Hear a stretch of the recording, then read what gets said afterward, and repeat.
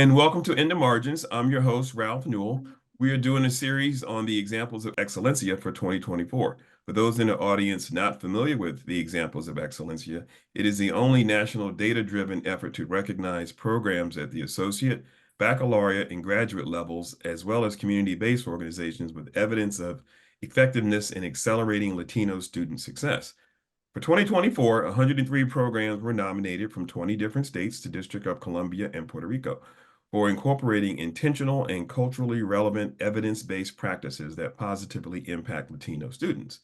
For the graduate level, Cal State University Fullerton was recognized as the 2024 Example of Excelencia for Project upGRADS. And with us today are Dr. Volker Janssen, Professor of History and Director of Project upGRADS, and Dr. Katherine Powers, Principal Investigator. Congratulations and welcome to you both. Thank you. Thank you. Thank you for having us. I'm going to start with you, Dr. Janssen. Can you let's just sort of set the groundwork for what we're going to talk about today. If you could just tell us what Project upGRADS is all about. Well, it's funny that you ask me this because mastermind behind Project upGRADS is really my colleague, Dr. Powers, who has been working on grants of this sort, and these are Department of Education Title V Part B, also known as POHA grants, promoting post-baccalaureate opportunities for Hispanic Americans. This is the third grant in a series that Dr. Powers has directed here on campus, promoting equity for Hispanic graduate students. And so I think I should hand this over to her so that she can describe the origins of Project upGRADS. Yeah, well, I went to you because you said you're the director, but we can explain the titles. They can be misleading. Right. Okay, Dr. Powers. Okay, well, I can explain the titles. Principal Investigator, which means that was significant for the application, the design, et cetera, for the grant itself. My day-to-day is less than Volker. Volker, being the director, has a lot more responsibility in the everyday operational, et cetera. But we work closely together. I should also say that, Volker has pointed out that the funding for this project comes from the United States Department of Education, from the HSI division, and specifically Title V, Part B for post-baccalaureate programs. But the funding provides the opportunity to put together some really great ideas to support our graduate students, our Latinx, specifically our Hispanic American graduate students at Cal State Fullerton. The impetus, the motivation is there, but the funding can be difficult. And so the U.S. Department of Education providing 5-year, $3 million has really helped a lot. But we didn't answer your question really about what is Project upGRADS all about. I think Volker led into that the support is equity, a support for specifically Latinx or Hispanic graduate students at Cal State Fullerton. We have some 1,500 or so. I will say that more broadly, we are looking at all underserved communities, in particular students of color. We have a very small Black population at Cal State Fullerton, and they are by default always students that we programs for. Very early on, talked about what kind of services or activities would support the students. Obviously that was a lot of research on campus, national literature, discussions of how to frame them at Cal State Fullerton, and how to roll them out, implement them. And the types of services or activities we have: a fellowship program, mentoring program for students, a summer bridge program to help brand new graduate students sense that, yes, they really belong, and here are some of the skills that will come up during graduate school. So summer bridge program, self-efficacy, belonging, imposter syndrome. We do a lot of things with the graduate students. This last summer, it was about 200 new graduate students to Cal State Fullerton that were in the summer bridge program. Oh, advising. Do you want to speak about advising, Volker? We do a lot of faculty training. So we have faculty that serve in departments as the advisors to the grad students.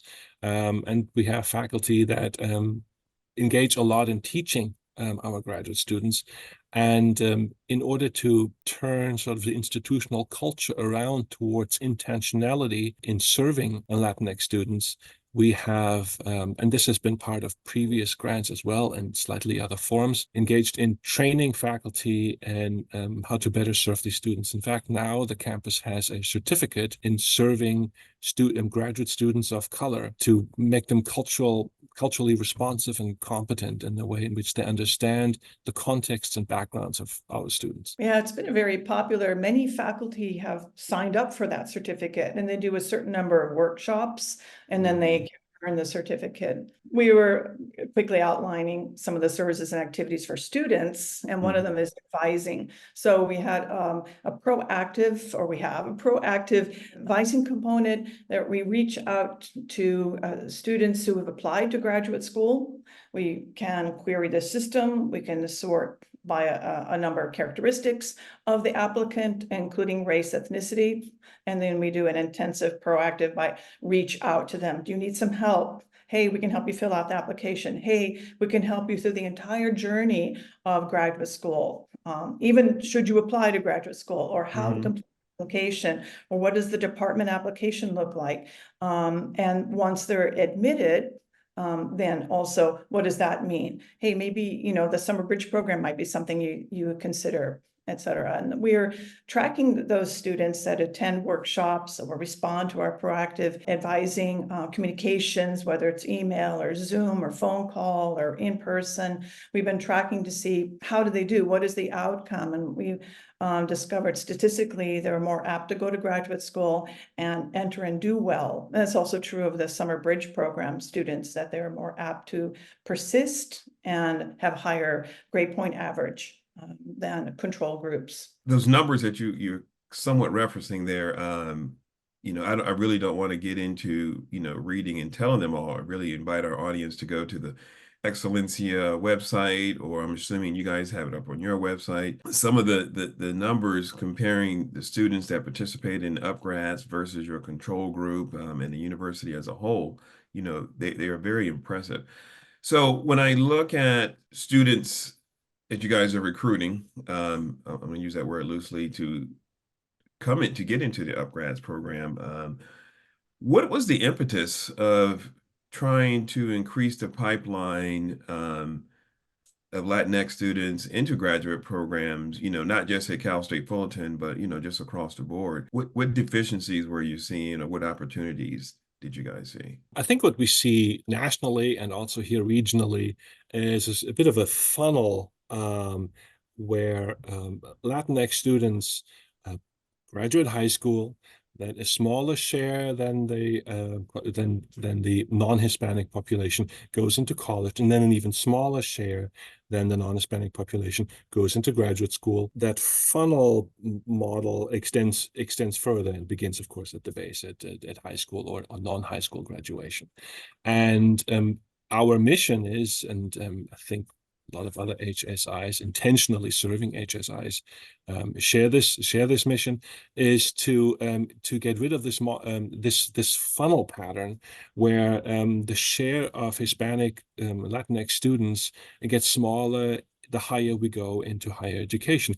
And we see this on our campus, where we have a much higher undergrad Latinx population share than a graduate Latinx population share. Now, Project upGRADS has increased that share from about 29 to 35%, but compared to what I believe our undergrad share is about 45%, we still have room to grow, we still have room to improve and remove this funnel shape of Latinx advancement in higher education. The ability to have a pipeline is there. So what do you guys see as the barriers that's keeping the Latinx students that are getting their baccalaureate from going on to getting a graduate degree? Is it financial, cultural? What barriers are there? And then how do you help them overcome those barriers? Yeah, there are many barriers. So one of the barriers that Project upGRADS is working on is knowledge or information or an understanding of how to apply. So that's our admissions application point of view. That's where that's supporting, because many Latinx students are first generation students, and I'm sure your audience understand what first generation is, but just briefly, it means that their parents didn't finish college or didn't have a lot of college. And so there's, in the family itself, maybe there's a lack of understanding. What does it mean to apply to grad school? Or even why grad school? What happens during graduate school? Why should I go to graduate school? What is important there? And that's our admissions advising is hoping to help with that. So knowledge, understanding, what you can see is one of the barriers. Family responsibilities, culture, a sense that graduate school might be for white people. We've talked a lot in our faculty development workshops about that Cal State Fullerton may seem to many students as a predominantly white institution. And it has, despite that our staff and our faculty are increasingly more people of color, then there still is a sense of a predominantly white institution. What does that mean? And how is that the perception of a student? What is the student's perception, and how does that affect their perception of whether they feel they belong? Volker, has talked a lot about this, about that our programs are meant to help students understand that they do belong, and this is their belonging, and here is their network, like the summer bridge program, or here are your faculty mentors, and here's your support network, and let's network together, and here's your familia, and you can have an academic familia as well as your family at home. One of the things that really caught my eye was the Meta Summer Bridge program. Knee jerk for me, I'm like, oh man, I totally get and understand the bridge programs from K-12 to higher ed. I'm sitting here thinking, okay, if you've gotten as far as you've now graduated from college, you should have a pretty good idea what you need to do in graduate school. So what was the impetus for a bridge program from undergrad to grad? What issues or deficits are you guys working on there? If you could explain. One of the things we talk about in the Meta Summer Bridge program is the hidden curriculum of graduate school, because it's a common misconception that graduate school is just an extension of college, just more of the same. And that's just not the case. In graduate school, the relationship with faculty is much closer. Faculty look for graduate students to sort of transition from the role of student to that of junior faculty, and assume roles that are increasingly more professional, more adult, more mature than you would expect of college students. For your listeners, it might make sense to say, if you had children ready to go to college or to graduate school, what would you tell them about your own graduate school experiences? What are the lessons that you would want to tell your kids about what it was like for you in graduate school? And I'm sure those of us who've been through graduate school would have a ton to talk about. And all these things are not there for students who don't have parents who can share that experience. And this first-gen disadvantage is all more pronounced when it comes to graduate school. Their Latinx students who have parents with graduate school experience, that's an even smaller share. The hidden curriculum is one big part. The other is to reassure students that they are familiar and competent in the writing and research expectations of their particular colleges. So in this Summer Bridge program, they spend a good amount of time with faculty from their colleges talking about writing and research at the graduate level, not as a remedial course because they're lacking it, but to reconnect them with this and reassure them in their skills and abilities. Finally, we connect them with each other. The need for community is strong for graduate students. And again, I think for listeners who remember their first days in graduate school, the loneliness and the doubts that creep in about such a big commitment will make that reasonable. So the community is a big part. Finally, we try to connect them with a lot of student services that on a campus like Cal State Fullerton tend to focus primarily on the undergrad population and don't have the same intentionality for graduate students. One step or two ahead of where I wanted to be. I just want to go back 1 second and look at, I remember one of the numbers I was looking at was talking about, I think maybe 60 some percent, maybe close to 70% of the students that you guys recruit end up at Cal State Fullerton. I just wanted to go back and find out, where do you recruit students? Is it just at the undergrads at your school, or are you reaching out to students at other universities or in the community? How are you guys getting people to apply? Referring to the admissions advising, our proactive advising we have for students. We are not intentionally recruiting at other campuses, and In fact, the funder, the source, asked the grantees not to do actual recruitment per se, but we have quite a number of services that help the students then in the application process. But we have workshops advertised broadly about going to grad school, what is graduate school, why should you go, what careers are affected by graduate school education, workshops like that, what's the application like? And there are folks who attend the workshops from other campuses. They're looking to go to Cal State Fullerton, and so they've seen the workshop.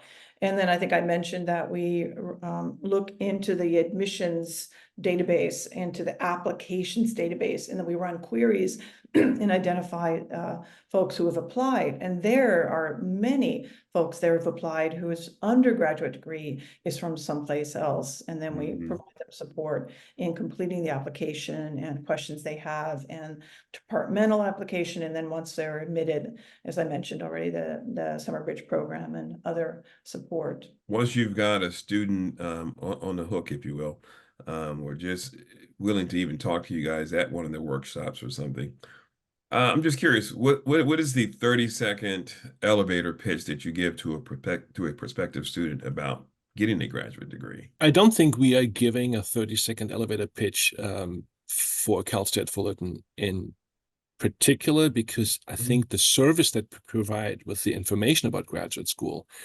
sells the benefit of graduate education at Cal State Fullerton itself. So the reason that the large share of our workshop participants end up coming to us is because they have experienced our care and interest in their graduate success in that workshop. The reason we advocate for graduate education is because more and more professional careers, lifetime learning careers, require and benefit from a graduate degree, which is why a larger share, a growing share of non-Hispanic students from college seek the graduate degree, and we want Latinx students to, of course, experience and participate in the same benefits. That was a good answer. It is true that increasing number of jobs require graduate education, and increasing number of interview or applications to jobs take the applicant who has a graduate degree. And that's one of our messages in the workshops, that graduate study is something very important that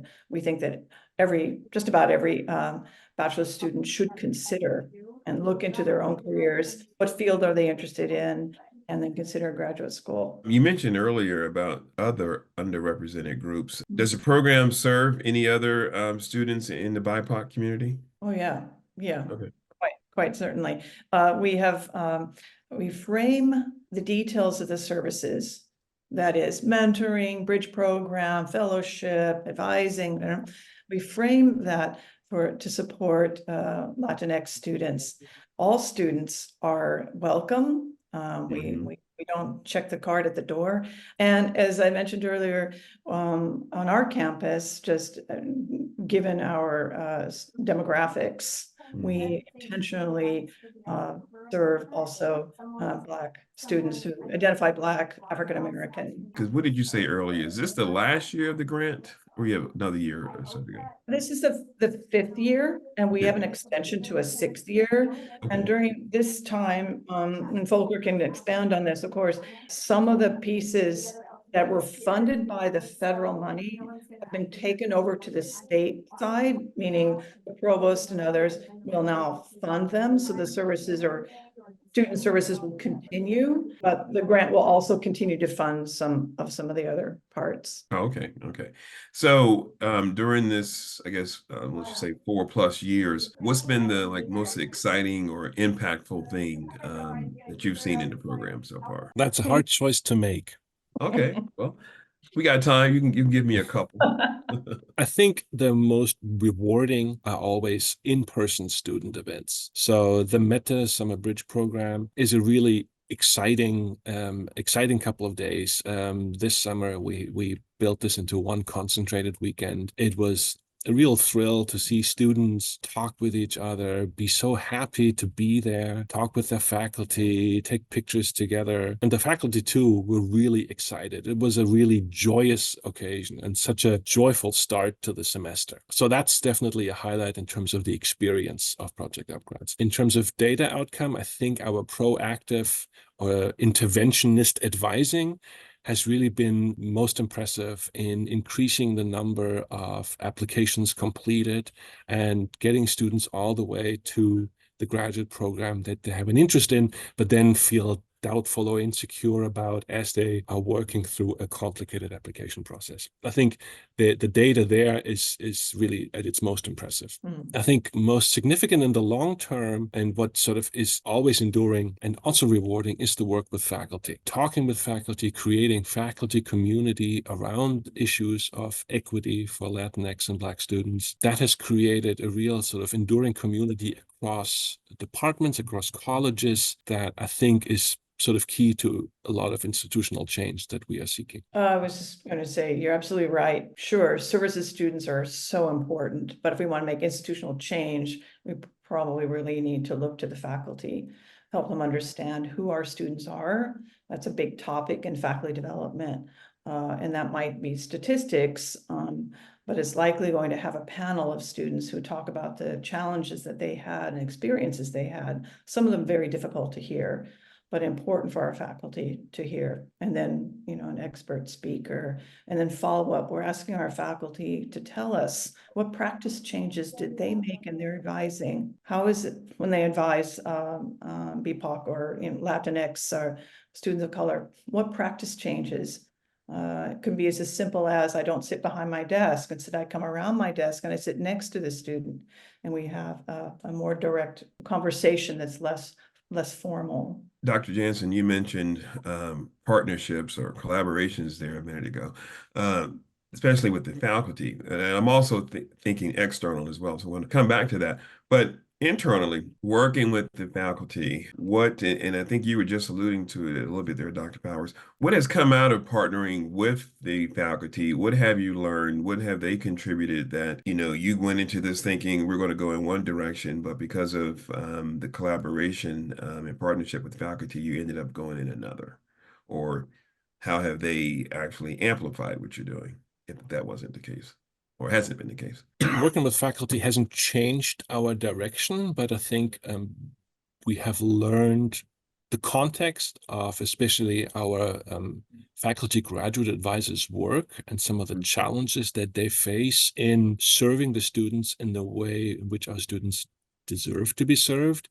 Our faculty training coordinator describes it as building relationships with students, and that really faculty advisors do best if they don't think of themselves as the merchants of data and information, or the people who do these individual small transactions that make bureaucratic processes flow, but instead build relationship with graduate students and let the tasks and administrative duties flow from there. By approaching this first as a personal relationship, that means that you need to take time and effort and care and invest that into the students. And that can be time consuming, can be more demanding of faculty graduate advisors who often don't get compensated in the sufficient, to a sufficient degree to make that happen. So that can be a challenge that we have learned from faculty.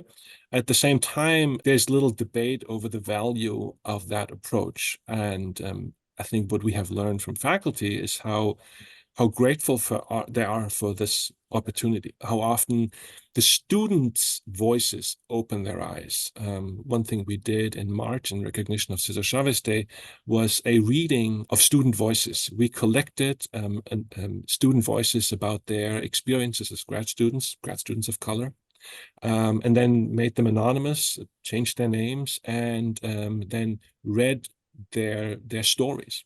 And they were very powerful, and we still draw on that event, on the things that we heard from students there, and share that with our faculty, who often are humbled and I think gain a new appreciation of the grad students, their resilience, their strength, the commitment that they bring, because they come with such energy and drive and overcome quite a few hurdles that they see in the institution. I think we have that link, Volker, on our website, the Cesar Chavez Day readings. It's funny you say that because I was actually sitting here thinking about this. I would love to read some of those. So it's something that's up Yeah. on your site. I could add maybe a kind of historic perspective, Mm-hmm. since I've been involved in this work since 2010. That in 2012, I think was the very first faculty training workshop that discussed student perspective in the sense of race and ethnicity and who are our students. And I remember it very well. And in the years after that, it was a little bit more of an unusual thing, but gradually it became more and more common. And I would say today, Volker, you can tell me what you think about this, but I would say in the last couple of years that workshops like this are normal, and attending them is a normal part of being a faculty member, and that our circle of faculty who appreciate this work has gotten much broader. So we have about 1,000 faculty, part-time and full-time at Cal State Fullerton. It's a large group, but it has, so we've had what, 300 faculty attend in the last 5 years, at least one, but often many more workshops that our faculty training director has organized. So in the future, do you see some of the participants in the program actually being some of those same faculty members? Yeah, oh yeah, I would say so. And one of the reasons why we have so much faculty development, and we've had faculty development piece in since 2010, is because faculty, first of all, they influence their colleagues, but they may become administrators, department chairs, associate deans, or other kinds of directors or different sorts of administrators. And so to involve them in this work with a training point of view is important. Dr. Powers, you mentioned earlier, we were talking about the grant itself, that you're going to get, another year. And I wanted to follow up. If that doesn't, I mean, you get the next year, but if the federal funding for that ends, were you saying that there would be state monies for this? And I guess the bigger question I'm asking is if that funding dries up, if you will, do you see the program continuing or would it have to end? No, it will. It will continue. The name Project upGRADS may gradually go into the background, since it was a name that was focused on a specific collection of activity services for students. And as different pieces are taken stateside with state funding, university funding, then they're embedded in another unit, so the name Project upGRADS may, it may go in the background. This Project upGRADS is the third 5-year multi-million-dollar funding we received from the U.S. Department of Education's HSI program. And each one of those has funded a variety of services, support for students, plus faculty development and infrastructure building. And each one of them, we've seen parts of it become embedded into regular life at Cal State Fullerton, into stateside offices. And we have seen now that Project upGRADS, the same transition is occurring. The Summer Bridge program will continue. The mentoring program will continue. The advising will continue. And then I don't know if I can insert this idea here, but we heard a couple of days ago that U.S. Department of Education has announced its awards for the next funding cycle, and California State University Fullerton has again received a 5-year multi-million-dollar grant, and Volker and I again will be involved in leading that particular set of then support for students. Will be a little bit different, again responding to the needs of students, of course. Also we'll have some faculty development, equitable pedagogy, for example. It sounds like, the work that came from the grant that started the upGRADS have become institutionalized, or will become, at the end of the day. And you just mentioned a new grant. Can you tell us more about that one? What's it called? What's it going to be about? It's called Elevar, which stands for Excelencia for Latinx, engagement, validation, academics, resources. And this particular grant has 3 key objectives, and that is expanding and improving equity in curriculum, in student resources, and also then still expand faculty training. in curriculum, especially we focus on increasing access to hybrid online course material for working students. We are going to develop a social justice certificate, a teaching community college course, and we are going to help faculty include more workforce preparation and career-centered learning into their courses. With student resources, we will improve and further develop onboarding in departments. We will build a graduate writing community specific to colleges and promote graduate assistant experiential learning. We will also have an alumni professional mentoring program. In faculty training, the new components are actually training for department chairs and the equitable pedagogy faculty groups that Dr. Powers already mentioned. It sounds like you guys have you're a good team there. One of the things that Diverse is always trying to do is to highlight, and which we're doing today, best practices and things that other folks can do. Obviously, having funding gives you a big leg up to do a lot of these things. So you both speak on, how you got into developing these or writing for these grants, or does that come out of another office at campus? What advice would you give to others out there in academia who want to get some of the same type of funding that you guys have been getting? In 2010, I was an administrator for the entire campus, the Office of Graduate Studies. So I was the director was my title. And so pursuing this kind of funding to build out what we offer to students on a broad level of the entire university made sense. And that was the first time I got involved in it. And then again in 2014, I was still in that same position. A few years later, I went back to my faculty line, but continued this work. I frankly just felt that this work was the most interesting component of my work as an administrator. But advice I would give, start really early, coming to understand what opportunities are there and specifics about them. What does the application look like?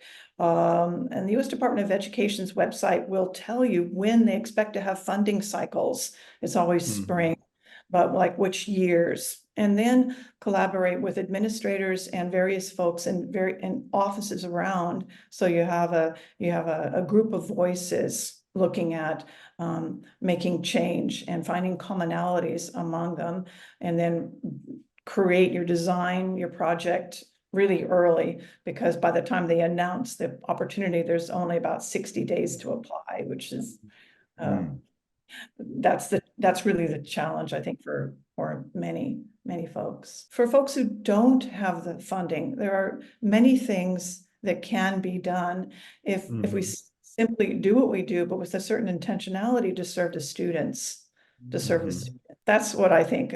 Maybe folks will think that I'm just a bit overly optimistic, but I think it's just what you do. It's really how you do what you do, how you do it. You both are professors at the university, so I'm just sitting here wondering, Dr. Powers, before we got started, you were on and you were talking about teaching your online class, and I'm sitting here thinking, that's right, she's a professor too. So both of you, what is your typical day like? I'm sitting, your day job is, is teaching, and then you have all these other things. So how do you balance it all? I was going to say, Volker has been relieved of almost all of his teaching. He has a class. I guess that's a lot, though. The rest of his time is on this grant, and I have 2 classes, and then the rest of my time is focused on grant. But yeah, I would say, Volker, go ahead. I continue to teach a graduate class, a graduate reading class in American history. I hold on to this class in part because it's my passion, and also these are the students that we're talking about. And it keeps me grounded and connected to the work that the students do, to the work that the faculty do. It adds to the work, but that's why we're doing this. I will say that I came to my job always thinking that working with graduate students is the most rewarding part of an academic career. Certainly my mentor made me believe that.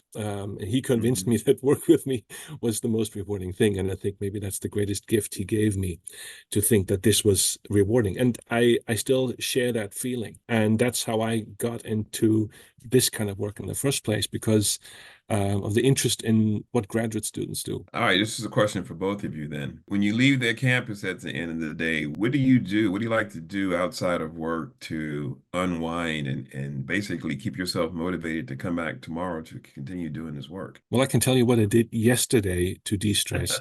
I went out Okay. into the garden and I can spend hours there. My arms are all cut up from the aloe vera that I had to trim back, but nothing makes me happier to get away than to garden or maybe also bake bread. Make bread. Okay. I have a 12-year-old sourdough culture that I won't let die. Oh, wow. Wow. Oh, Okay. wow, I didn't know. For me, See? gardening. Now you know what to ask for, Dr. Powers. Yeah, there you go. That's good. Gardening. And my husband's a musician, so music is an important part of our life. That's a nice diversion and one, and like gardening, you think about yourself and about the meaning of life and how you fit in the world and the work you do. And just ask you guys just some sort of, very broad, kind of worldly thing about the program. If we were, to give you unlimited resources, what else would you implement with the program that you don't have today? Funding for students, scholarship money. It's cost of living in California is high. The university fees are, nationally speaking, comparatively low, but still Right. combine that with the cost of living, and all the students have financial challenges, just about all of them. So a scholarship, if somebody gave us millions of dollars, I think it would be using scholarships. You concur with that, Volker, or Oh, anything else you absolutely. want to We survey graduate students often about their needs and about their opinions on particular parts of the program or the university. The one thing that they would all like to have more of is financial support. Of course, if you ask them where should we put the money, it's to help us live so we can dedicate ourselves to our studies. And I think that's always the biggest challenge. Thank you both. If you would like to share your information so that people in the audience who may want to ask you about the program or have some other questions, where can they go to find out about the program or reach you directly, if you mind sharing? Sure. Should we share the website, Sure. Volker? So Yes. www.fullerton.edu/upgrads. Thank you both very much for your time. We appreciate it. Hopefully, if I'm able to get over there, I will see you. If you guys are coming out to DC for the ceremony, I will see you at the Excelencia event. Great. Thank you. Thank you. It was great, Hope to great see you meeting. there. All right, you guys take care.